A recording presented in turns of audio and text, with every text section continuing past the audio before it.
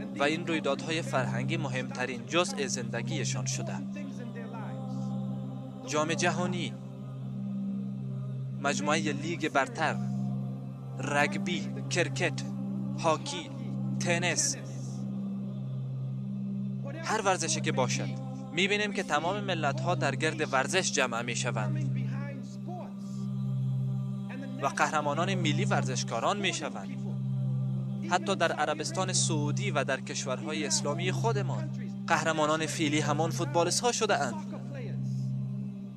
کسی که توپ کوچک را داخل جال شوت می کند قهرمانان مردم می شود، در حالی که در روی زمین کشتارها صورت می گیرد.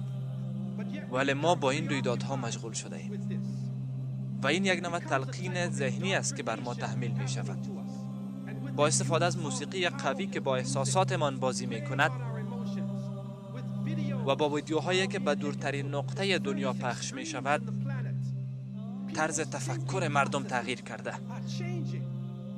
امروزه مردم عاشق قهرمانان ورزشی هستند. حتی در مورد هویت خود سردرگم شده اند. کوشش دارند خود را تغییر دهند، رنگ موی خود را تغییر دهند، رنگ چشم خود را تغییر دهند، طرز سخن گفتن و طرز لباس پوشیدن خود را تغییر می دهند در سطح گسترده. و سپس شاهد اعتیاد مردم به مخدرات هستیم که به نقطه رسیده که بشر قبل از این ندیده بود. و بعد از سفر به بیش از 36 کشور با دیدن و بودن همراه مسلمانان، دیدم که در تمام جوامع مردم جوان به مخدرات آغشته و سرگردان هستند.